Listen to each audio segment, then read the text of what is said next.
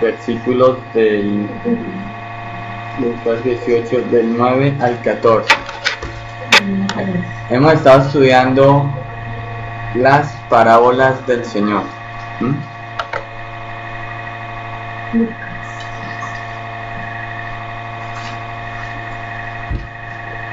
Hoy vamos a estudiar la parábola que se llama del fariseo y el publicano.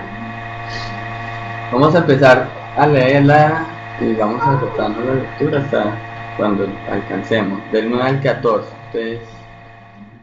Entonces, el contexto de esta parábola, ¿sí?, la encontramos en el versículo 9, ¿sí?, donde el Señor nos dice por qué dio la parábola y a quién dirigió la parábola. El versículo 9 dice: a unos que confiaban en sí mismos como justos y menospreciaban a los otros, dijo estas parábolas. Entonces, el contexto de la parábola está siendo dirigida ¿a quién? A hombres que se creen justos, a hombres que se creen piadosos y que por su piedad pueden lograr la aceptación de Dios. Hacia ellos Cristo va a dirigir su parábola, y al lado de la parábola, de la historia, va a lanzar su verdad espiritual, la cual el Espíritu Santo nos ayude a poder comprenderla y entenderla. Entonces notemos que esta parábola está dirigida, ¿sí?, a los fariseos. Sí, al fariseísmo, ¿cierto? Pero también está dirigida a los publicanos. Los pecadores. Y les va a hablar sobre qué? Sobre la obra de la justificación que el Señor va a obrar. Entonces el Señor comienza su historia hablándole a los fariseos. Recordemos que los fariseos eran un grupo, ¿sí?, de personas judías que empezaron su ministerio en el periodo intertestamentario, o sea, en el periodo entre el Antiguo y el Nuevo Testamento, o sea, entre Malaquías y Juan el Bautista, ¿sí?, cuando llega el Señor Jesucristo. En ese periodo, ¿se acuerdan que hubo como unos 400 años de silencio, donde Dios no habló más, no se pronunció más en su voluntad? En ese periodo de tiempo, ¿sí?, nació esta clase religiosa que se llamaron ¿qué? Los fariseos. Y estos fariseos promulgaban, ¿sí?, el cumplimiento estricto de la ley. ¿Por qué? Porque ellos estaban viendo una decadencia moral del pueblo de Israel en ese tiempo. Entonces ellos, para evitar el declive, ¿cierto?, moral del pueblo, para que el pueblo conservara la ley del Señor, ¿sí?, y estuviera obediente a los mandamientos del Señor, ellos empezaron, ¿sí?, con su culto, con su religiosidad, a tratar de mostrarle a los hombres la justicia y cómo se tenía que vivir delante del Señor, ¿sí? Pero ¿cuál fue el error de ellos? El error de ellos fue que en muy poco tiempo ellos empezaron a confiar tanto en sus obras y no en la gracia de Dios. Pues es que empezaron bien, pero ellos empezaron a confiar tanto, ¿sí?, en su capacidad de obrar, de hacer, de trabajar para poder lograr la aceptación de Dios, distorsionando de esta manera la obra de la gracia del Señor. O sea que ellos estaban mezclando gracia con obra. Sí, eran hijos de Abraham por la promesa, el pacto, ¿se acuerdan? Pero tenían que ser hijos de Abraham, sí, cumplían esto, aquello, y hacían, y obedecían, y cumplían estrictamente la ley. Si no, dejaban, como decimos ahora, se pierde la salvación, ¿cierto? Si no se hace, pues podemos perder la salvación. Entonces, mezclaban la gracia, ¿con qué? Con las obras, ¿sí? La gracia de ser salvos de ser pueblo escogido del Señor por el cumplimiento estricto de la ley. Entonces había una distorsión en la comprensión que ellos tenían de la justificación. O sea que el mensaje no estaba tan claro en sus mentes. O sea que ellos no tenían la doctrina correcta de qué era la justificación. ¿Qué pasó? ¿Se les enseñó mal? ¿Qué ha pasado con la mente del hombre? ¿Por qué no puede comprender profundamente la obra redentora de Cristo? ¿Por qué todavía hay una deficiencia en el hombre de poder aceptar plenamente la obra completa de principio a fin del Señor Jesucristo? Porque siempre tendemos a ir a las obras por nuestra condición pecaminosa. Ellos no entendieron el funcionamiento de la ley. Los fariseos nunca pudieron comprender por qué existía la ley, cuál era el efecto de la ley, por qué Dios introduce la ley. Ellos nunca lo pudieron ver con claridad. ¿Qué nos dice la Biblia que por qué existe la ley? ¿Quién me puede leer Gálatas 3, 22 al 24? Gálatas 3, 22 al 24. Mas la Escritura lo encerró todo bajo pecado, Sí. para que la promesa que es por la fe en Jesucristo fuese dada a los creyentes. Pero antes que viniese la fe, estábamos confinados bajo la ley, encerrados en para aquella fe que iba a ser revelada. De manera que la ley ha sido nuestro ayo para que llevemos a Cristo a fin de que fuésemos justificados por la fe. Entonces, ¿cuál es el primer efecto de la ley? La ley era un espejo para nosotros, para el ser humano, donde el hombre a través de ese espejo iba a ver que, primero, la santidad de Dios, la rectitud moral de Dios, la perfección divina, y segundo, a través de ese espejo iba a ver que su pecado, su bajeza, ¿sí? Su pequeñez.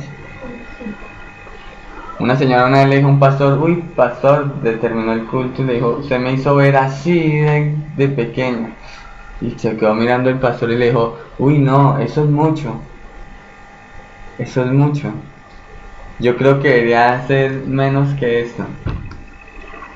O sea, la ley nos hace ver nuestra inmensa pequeñez delante del Dios eterno.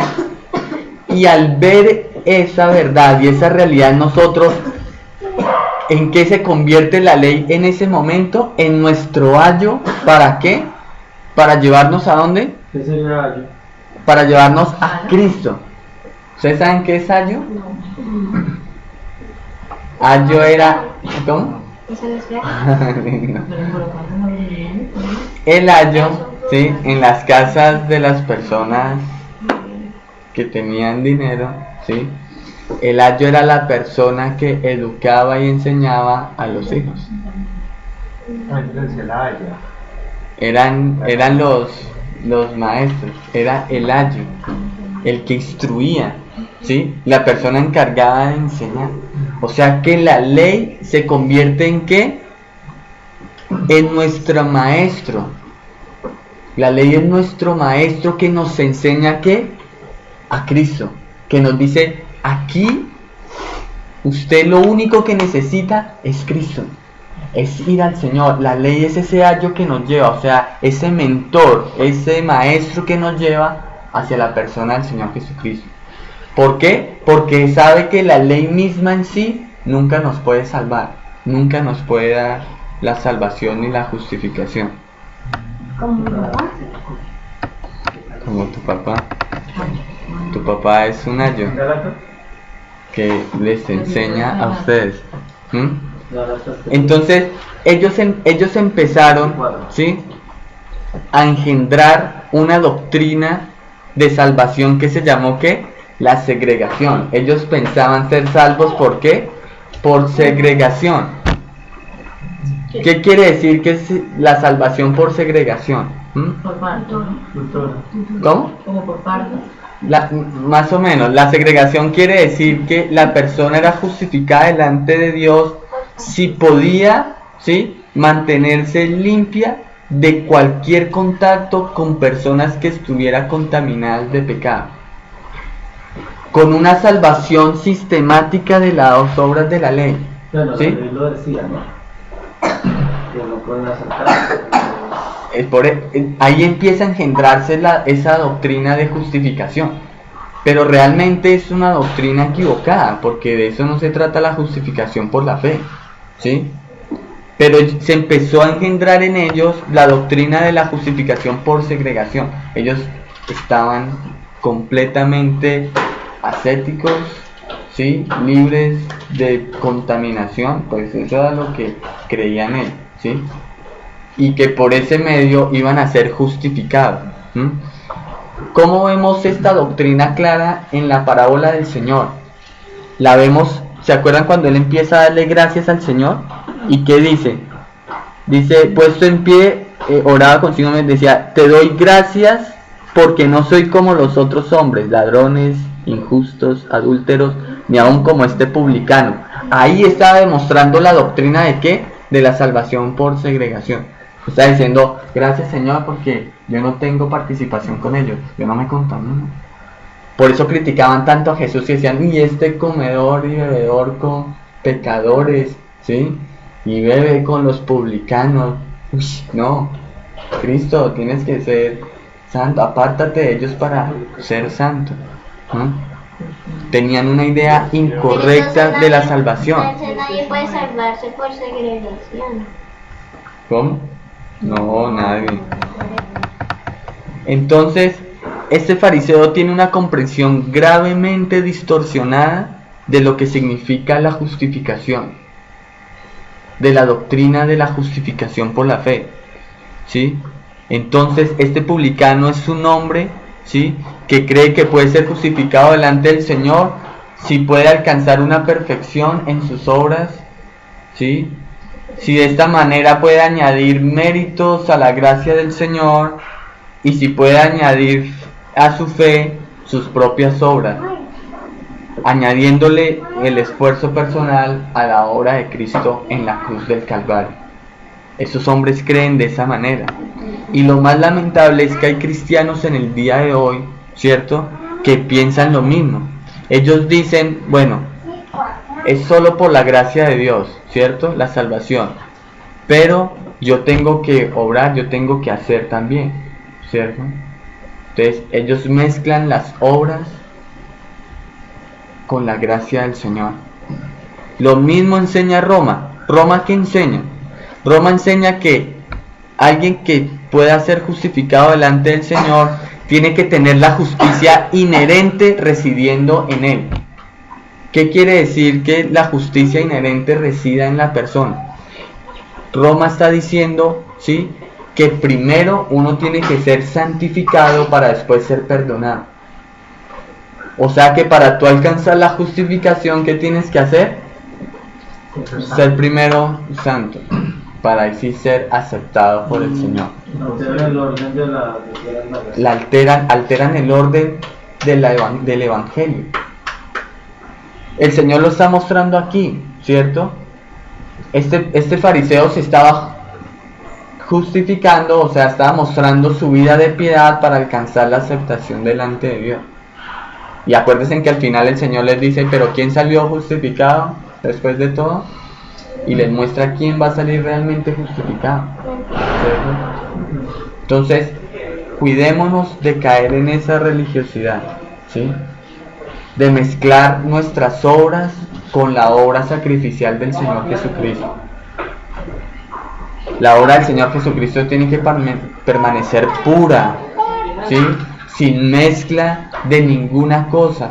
Y cuando mostremos el Evangelio tenemos que mostrar solamente al Señor Jesucristo y su amor. No hacerle a los hombres creer en su autoconfianza, en sus buenas obras, en sus buenos logros, en los buenos méritos, porque de esa manera nunca podrán ver con claridad la obra redentora del Señor Jesucristo.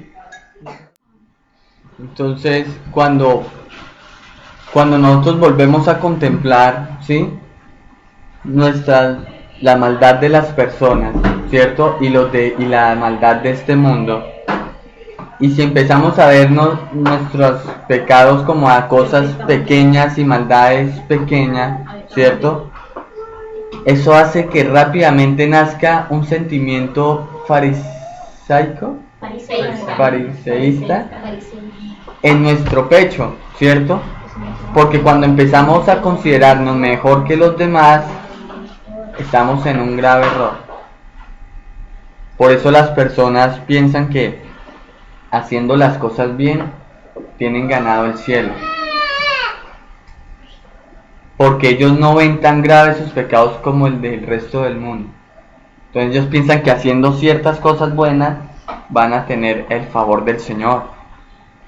Mira, si Dios mirara solamente, ¿sí?, nuestras obras, ya tendríamos ganado el cielo. Si solamente Dios mirara nuestras obras. Pero es que el problema es que Dios no mira solamente nuestros actos. El Señor mira que siempre las motivaciones, las intenciones que van previas a esas obras y a esos actos. Y ya de entrada nuestras obras están siendo malas. ¿Quién me puede buscar Romanos 3 del 10 al 12? Romanos 3 del 10 al 12. Si ustedes no, yo les digo que toda motivación del hombre es pecaminosa en cualquier acto hasta bueno. Hay algo mezclado de imperfección. Pero las escrituras nos va a decir y tenemos que creerle a las escrituras lo que diga ella. ¿Qué dice? Como está escrito, no hay justo ni aún uno. ¿Sí? No hay quien entienda, no hay quien busque a Dios. Todos se desviaron a una, se hicieron inútiles. No hay quien haga lo bueno ni siquiera uno. No hay quien haga lo bueno. O sea, por más obra buena que nosotros pensemos que estamos haciendo, esa obra está mal motivada, ¿cierto?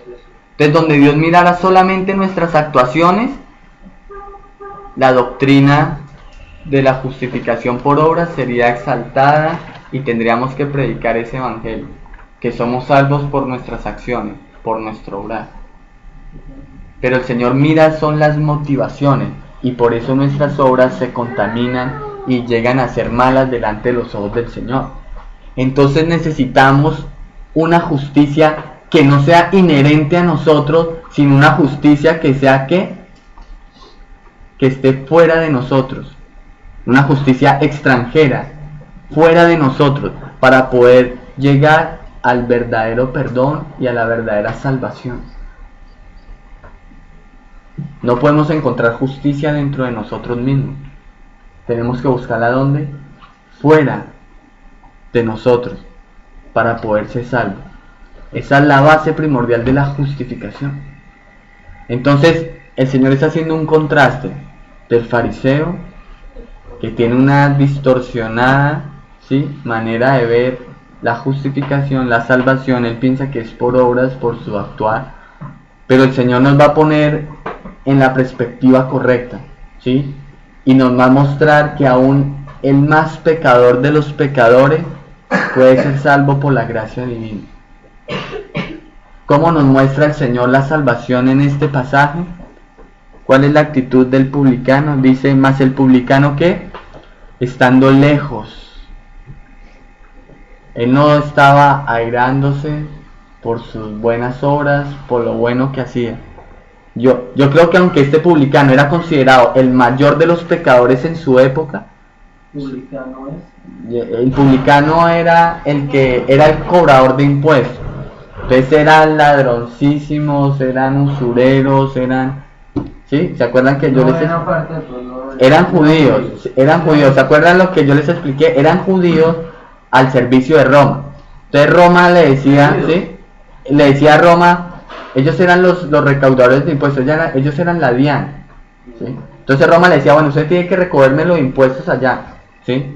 Entonces usted me va a traer 100 pesos por cada persona de impuestos, es el impuesto. ¿Dónde está su ganancia? Su ganancia es lo que usted cobre más de arriba.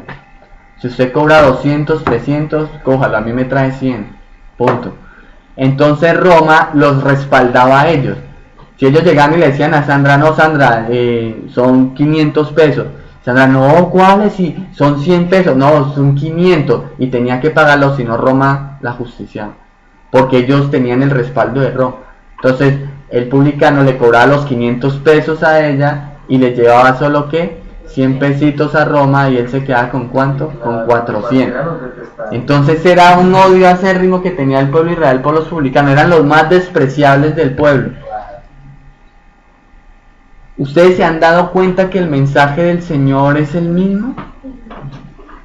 Siempre es pintando el pecador más perdido y lo representa con el publicano, con el fariseo, con el legalista, con el religioso más religioso, con la clase religiosa, con los fariseos, escribas.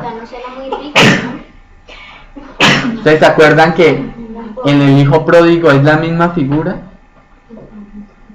¿A quién le dirigió la parábola del hijo pródigo el Señor?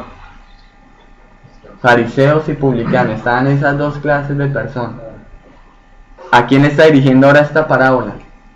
A los mismos. Y en todas las parábolas les va a mostrar el mismo punto, la salvación que por la gracia divina. Alguien podrá decir, venga, pero este habla lo mismo todos los domingos, es el mismo sermón. Yo digo, qué pena, pero no es mi sermón, es el sermón del Señor. Y por donde tú te pares en las Escrituras, ese es el mensaje del Evangelio. Examina el Nuevo Testamento, examina el Antiguo Testamento, y te vas a dar cuenta de esa verdad, que el punto clave es la salvación por la gracia divina, desde Génesis a Apocalipsis. Y si el Señor nos está repitiendo tanto esa verdad, es porque Él quiere que nosotros la tengamos clara durante todo el resto de nuestra vida. No es un capricho ni del pastor, ni de la iglesia, ¿sí? Es una verdad que el Señor quiere que retumbe en nuestros corazones todos los días. Por eso no necesitamos de una Semana Santa para hacerlo, sino es todos los días que vamos a recordar la vida, la muerte, la resurrección del Señor Jesucristo. ¿Qué dijo el publicano? Estaba lejos, no quería ni alzar los ojos al cielo. Él sentía realmente el arrepentimiento, el dolor por su pecado, sentía su bajeza, ¿sí? O sea, ni podía alzar sus ojos al cielo. Era un significado de ¿qué? De arrepentimiento. Una bajeza de una pena tan absoluta que no puedo ni mirarte a los ojos. Cuando hemos hecho algo malo, ¿podemos mirar a esa persona a los ojos? ¿Cómo es nuestra mirada? Clavada al suelo. ¿A alguno le ha pasado eso? ¿O solo a mí? Cuando nosotros hacemos algo malo y ante una persona y esa persona la podemos mirar a los ojos fijamente, nuestra mirada siempre va a estar clavada al suelo. Permanentemente. Sí, o a mí solo me ha pasado eso en la vida. Es que esa es la actitud normal de los seres humanos. Cuando hay un arrepentimiento, cuando se dan cuenta de su error, no pueden sostener su mirada fijamente a los ojos, sino que queda clavada en el suelo. Eso es lo que estaba pasando con el publicano. Había un arrepentimiento. Él no podía ni levantar su mirada al cielo, al menos decirle, Señor, pequé contra ti. No, era una contrición, un arrepentimiento genuino que estaba presentando aquí este hombre. ¿Y qué más dice? Dice, sino que se golpeaba su pecho y decía, un significado de ¿qué? De arrepentimiento, de dolor, de que sentía su pecado. Y de ahí sacan esa oración los católicos romanos Y bueno, ¿y qué era lo que decía? Puede ser. ¿Y qué decía aquí el publicano? ¿Cuáles eran las palabras de este hombre realmente? ¿Qué dice la Biblia? El versículo 13. Mas el publicano, estando lejos, Sí, no quería ni sí. alzar los ojos al cielo, Ujú. sino que se golpeaba el pecho diciendo, Dios, sé propicio a mí, pecador. ¿Notan el tono de sus palabras del publicano? Sé propicio a mí, que soy un pecador. ¿Ustedes saben qué le está diciendo ahí el publicano a Dios? Con esas palabras Que reconocía su pecado. está diciendo, yo necesito una justicia fuera de mí para poder ser perdonado por ti. Pero como un castigo. yo necesito, más o menos, por ahí va, ser propicio a mí. La palabra propicio tiene la misma raíz de la palabra ¿qué? Propiciación. ¿Se acuerdan que nosotros vimos el lunes la propiciación? La propiciación es un algo o alguien que está a favor de mí para aplacar la ira, en este caso de la divinidad de Dios. El publicano está diciendo, yo necesito un sustituto, un salvador Que lo respalde. que abogue por mí, una justicia perfecta, porque yo no la tengo, no tengo esa justicia inherente dentro de mí, sino que la necesito fuera de mí para que esa justicia sea suficiente para perdonar mis pecados. El Señor les estaba hablando aquí de Él. Él era la propiciación. Él era el acto, ¿sí?, que iba a morir en la cruz para el perdón de nuestros pecados. ¿Se acuerdan? La propiciación en el altar, en el templo. Donde, claro, la propiciación que hacía el sacerdote, ponía a la víctima, el sacrificio que iba a morir para el perdón del pecado de él y del pueblo, ¿sí? Cristo era la propiciación. ¿Se acuerdan? Romanos 3:25, que dice que Cristo fue la propiciación por nuestros pecados. Él fue la víctima que fue puesta, que recibió el castigo por nosotros. Eso es lo que estaba pidiendo el publicano. ¿Se dan cuenta? Él comprendió el evangelio. Él comprendió el evangelio. Pareciera que Jesús como que no da tanta claridad como, ¿cierto? No da tantos detalles, pero sino con que él. como si dejara, o sea, por lo que tú decías de la condición de los que se iban a perder y los que no. Lo mismo que uno, yo muchas veces había leído ese pasaje, pero realmente no había visto que ahí está el evangelio. Entonces, claro, el publicano le está diciendo, sé propicio a mí. O sea, necesito una propiciación, necesito un sustituto que muera. Si tú buscas propicio, viene la raíz propiciación, Sí, tremendo, ¿verdad? Eso está diciendo claro. que es alguien que actúa a favor mío en frente a la divinidad. ¿Sí? Está pidiendo, o sea, Cristo se les está revelando, en otras Como palabras. alguien que sacara la cara por él para ver si por el perdón que él necesitaba, ¿no? Él necesitaba a alguien, un sustituto para el perdón de sus pecados. Y termina y concluye el Señor con estas palabras tan majestuosas y dice, os digo que este descendió a su casa justificado antes que el otro. Entonces, ¿quién fue el que recibió realmente la salvación? El publicano. ¿Quién fue el libre de la culpa? ¿Quién fue el libre de condenación? El publicano. El Señor dijo, Él descendió primero perdonado y libre de la culpa antes que el fariseo, que se creía cumplidor de la ley, que se creía perfecto. Él no salió justificado, nunca se justificó. Pero este que reconoció su pecado, que se humilló, que reconoció que necesitaba un salvador, un sustituto, una propiciación por su pecado, una justicia fuera de él, este hombre bajó justificado, perdonado, libre de la culpa. ¿Qué está celebrando el mundo el día de hoy y esta semana? La Semana Santa. La obra redentora del Señor. La obra redentora del Señor no es solamente la cruz y la resurrección, sino la vida del Señor Jesucristo. Si el Señor hubiera venido solamente a morir en la cruz y a resucitar, no hubiera sido posible nuestra salvación. Porque nuestra salvación tenía que ser también como legalmente ante el Padre. ¿Y cómo era esa salvación legalmente? Cumpliendo perfectamente la ley. Por eso Cristo nació igual que nosotros y en un pesebre. Desde su nacimiento hasta la cruz, el Señor estuvo cumpliendo ordenadamente la ley, perfectamente la ley, como Dios requería, para que Él ganara la vida eterna, la salvación legalmente por nosotros. Y en la cruz Él iba a consumar ¿qué? La pena de muerte, la sentencia que estaba sobre nosotros. Y en su resurrección pagó toda la deuda que debíamos ante el Padre. Entonces, ¿qué podemos hacer frente a esa, o sea, esa actitud del publicano? Yo la tengo clara en ciertos pecados, o sea, los más horribles y los más como notorios. Pero hay otros en los que yo no siento o sea, no tengo ese sentimiento de dolor.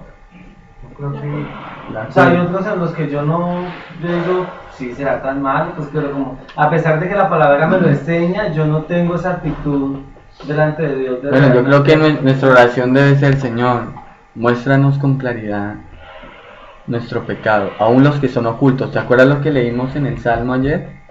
19. Que nos libre de ¿qué? De nuestros pecados, aún los que son ocultos, aquellos que pensamos que no son pecados, pero sí son pecados. Tenemos que pedirle al Señor, al Espíritu Santo: muéstrame con claridad ese pecado y hazme sentir dolor por ello, ¿sí? Hazme sentir dolor por ese pecado que yo a veces pienso que no es pecado.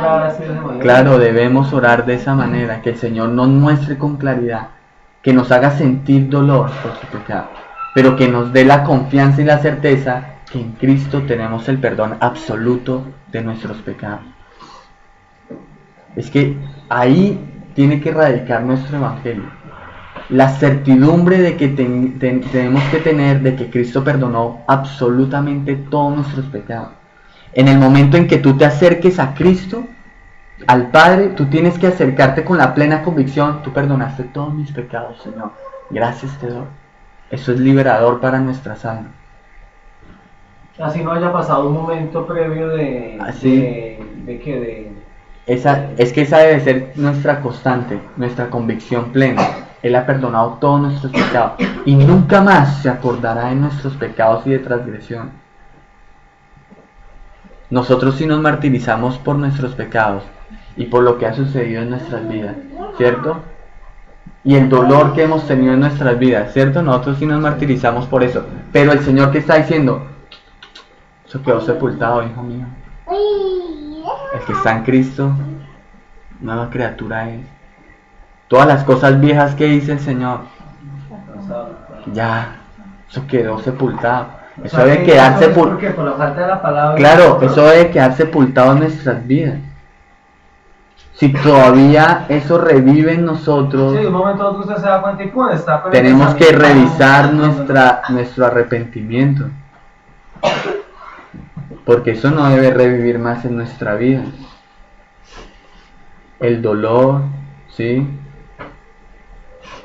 La mortificación de esos pecados anteriores, eso debe estar sepultado. Porque en la cruz Cristo los sepultó, eso quedó ahí. ¿Cómo así? Que no está regresando a memoria nuestra... Si el Señor no se acuerda más de nuestros pecados, es que nosotros somos tan fáciles, ¿cierto?, de poder recordar toda nuestra miseria y dolor, ¿sí? Y nos martirizamos con ellos constantemente. Eso es de nuestra mente caída y perdida, ¿cierto? Pero el Señor nos dice que eso quedó, Él no se acuerda más de eso, ¿sí? De nuestros errores, de nuestros pecados, de nuestras fallas. Él no se acuerda más de eso. Pues nosotros, para comprender eso es difícil, que uno dice: uy, Dios todo lo sabe, todo cómo va a olvidar. Dios está diciendo que lo olvida. No sé, pero yo le creo en su palabra lo que Él está diciendo. Entonces, yo no puedo explicar eso, cómo es que Él hace eso, pero Él nos está diciendo que Él nunca más se acordará de nuestros pecados y de nuestras transgresiones.